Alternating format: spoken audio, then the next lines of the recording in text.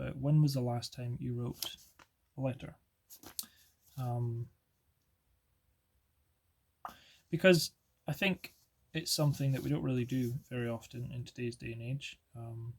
In school we get taught how to write emails. We get taught the etiquette for how an email should be put together, but it's never put in the context of this is also how you would write a letter.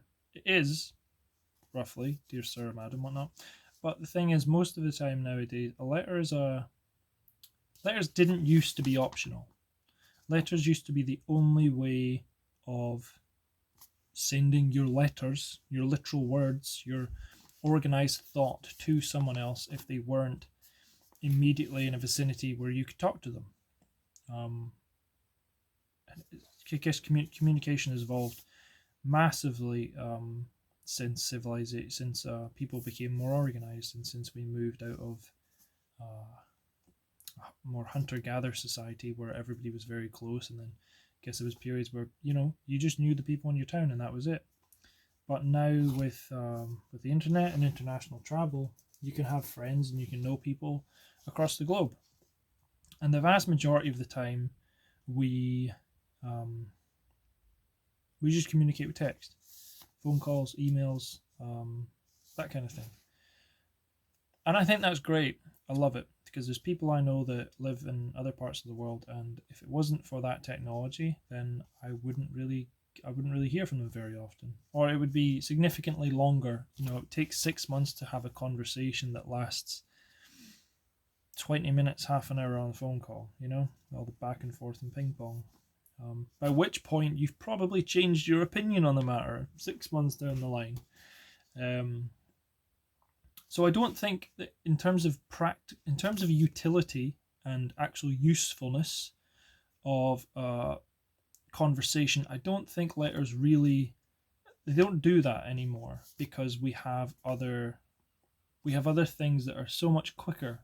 However, it takes virtually no effort to write a text.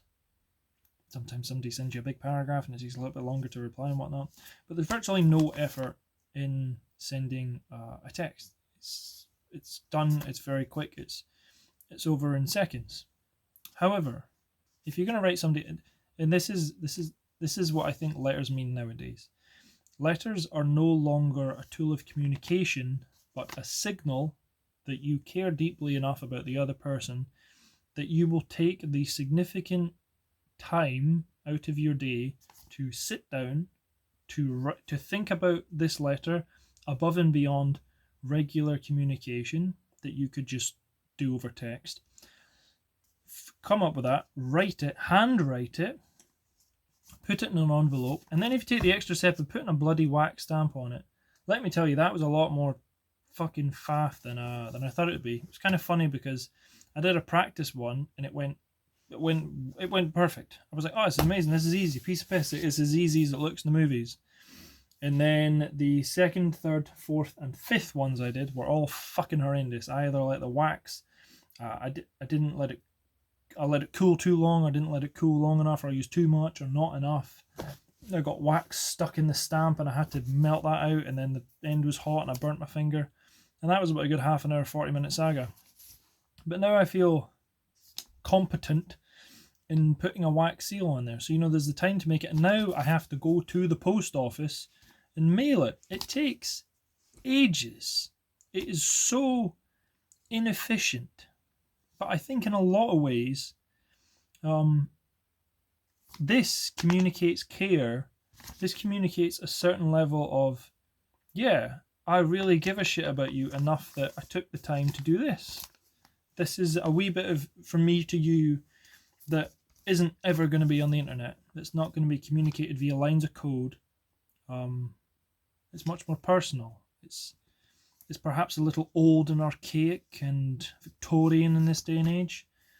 But I think, especially if you've got friends that live far away, write them a letter.